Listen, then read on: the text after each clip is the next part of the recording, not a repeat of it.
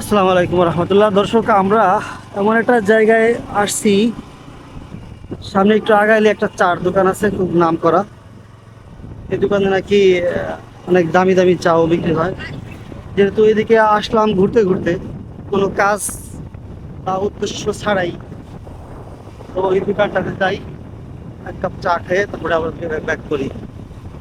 তো সেই চার দোকানে যাওয়ার আগ পর্যন্ত রাস্তার যে প্রকৃতি সেটা আপনার সামনে তুলে ধরছি। আর ওই দোকানে যে চা অর্ডার করব, চা খাবো, সেই বিষয়টাও আপনাদের সামনে তুলে ধরবো। রাস্তাটা অনেক চাপা, তারপর একটা বড় গাড়ি এখানে চলে আসছে। সাধারণত এই রোডে বড় গাড়ি ঢুকে না, একটা গাড়ি ঢুকছে। মাঝে মাঝে ঢুকে আর কি, সবসময় না। এই এলাকার পরিবেশটা খুব ভালো, গ্রামের রাস্তা, গ্রামের পরিবেশ, গ্রামের মানে যেরকম হওয়া উচিত প্রকৃতি সেরকম সুন্দর একটা রাস্তা। দুই পাশে মাঠ, জায়গায় জায়গায় চারা আছে, এক পায়ে তাল গাছ, তারপরে পাট ক্ষেত, এ পাশে আবাসিক বাড়ি, গ্রামের বসত বাড়ি আর কি, গ্রামের মানুষ বসত করে সমস্ত বাড়িতে। আমরা এরকম একটা জায়গা দিয়ে যাচ্ছি আর কি। সোজা যাও না, ডান দিকে যাও। ও, ডান দিকে যাচ্ছে, সোজা যাওয়ার কাদা নেই। সোজা যাওয়ার কাদা নাই, পুকুরের পাড়ি। আচ্ছা, আমরা ছোট ছোট আম ধরছে এই গাছটাতে। তো আসলে আম গাছ রাস্তার পাশ দিয়া, এখন আর আগের দিন নাই যে আম ধরলেই পোলাপান পেড়ে পেড়ে খেয়ে ফেলাবে। কারণ এখন অনেক আম গাছ দেখা যায়।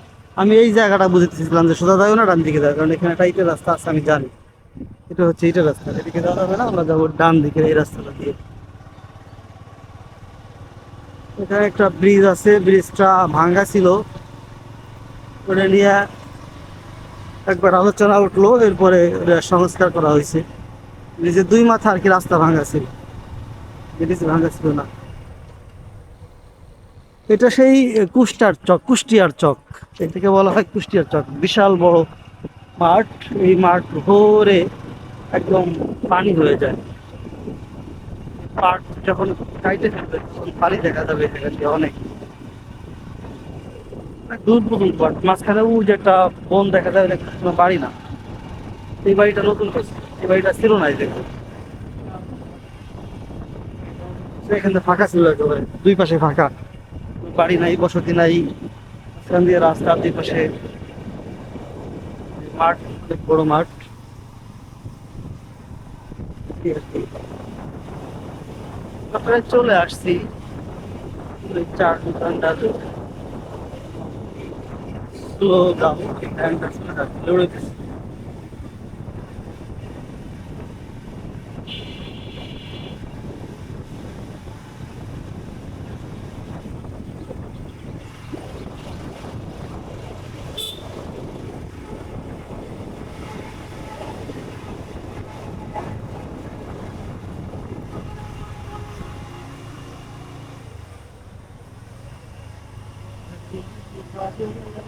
গ্রাম বাংলার প্রকৃতি যেমন হয় সেমন আর কি।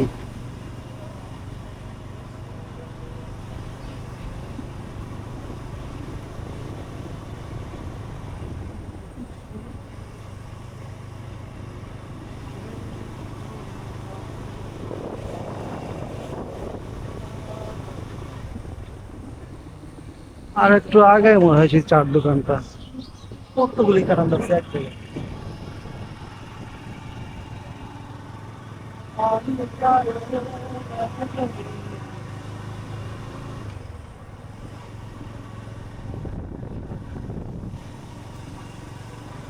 ভুট্টা ক্ষেত, এদিকে অনেক ভুট্টার চাষ হয়, তাই দেখতে পাচ্ছি। আগে ছিল না আমাদের এই অঞ্চলে এটা, ইদানিং দেখা যাচ্ছে যে মানুষ ভুট্টার চাষও করা শুরু করছে। ছোট বাচ্চা হাত ইশারা দিতেছে ক্যামেরা দেখে।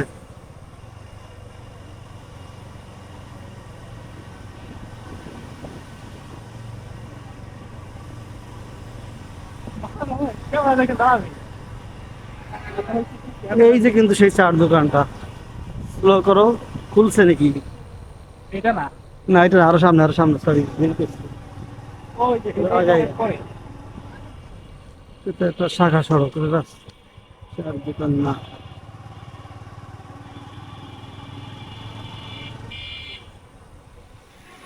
অনেক চাপা রাস্তা, হ্যাঁ, দেখে শুনে যাই।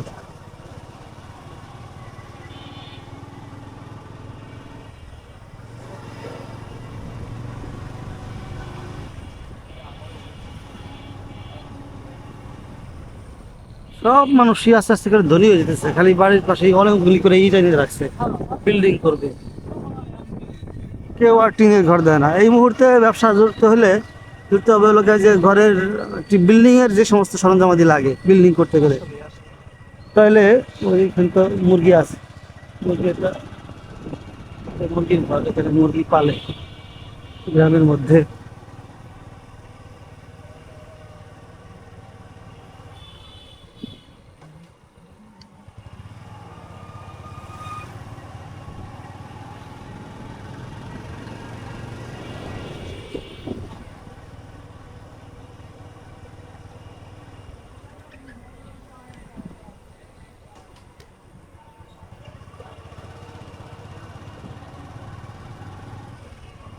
কত দূর সেই চার দোকান? ওই যে মনে হয় না সামনে। এই মোড়টা ঘুরলেই ও আর মোড় ঘুরলে না? ও, এই যে গাড়ি রাখা এটা না? নাকি খাবার আছে না যাবো? না অর্ডার দাও, দুটো চা খাই যাই।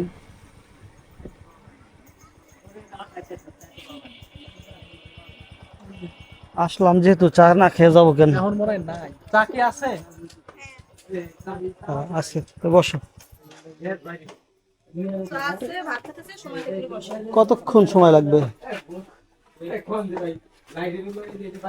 এই দোকানে অনেকদিন আগে এসে একবার চা খাইছিলাম, তখন কয় টাকা করে জানি, 30 টাকা করে নাকি জানি নিছিল চা, না? খাইছিলাম আমি। অনেকদিন আগে এসে একবার চা খাইছিলাম, গ্রামের মধ্যে ফাঁকা জায়গা একেবারে, মানে করো দোকান বাজার না, গ্রাম। এপাশ দিয়ে রাস্তা, এই সাইড দিয়েও রাস্তা। এখান থেকে যাতায়াত যারা করে ইচ্ছা করলে তারা বসে চা খেয়ে যেতে পারে, আমরা যেমন বসলাম আর কি, এরকম একটা জায়গা।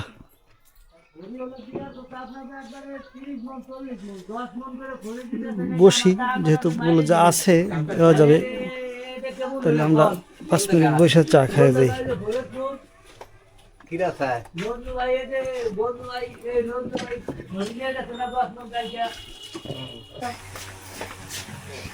যদি খাবার চাই সে নিয়ে আসবে না। কত কত করে আছে ভাই এখানে চা? ছিল 15, 20, 50, 30, কফি 70, 30, 50। কত বছর ধরে চায়ের এই ব্যবসা চলছে আপনার? এখানে বেশি না, এখানে 5 বছর রানি। আশেপাশে তো বেশ সুনাম শুনি এখানের যে চায়ের যে স্বাদ গুণ।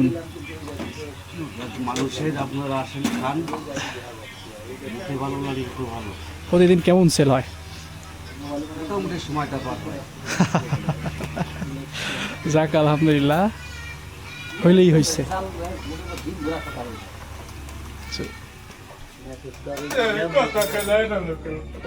ভিডিও করছেন অথচ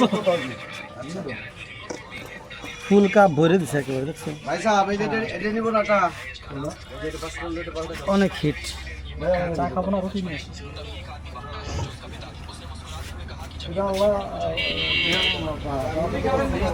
আনো দুটো আনো।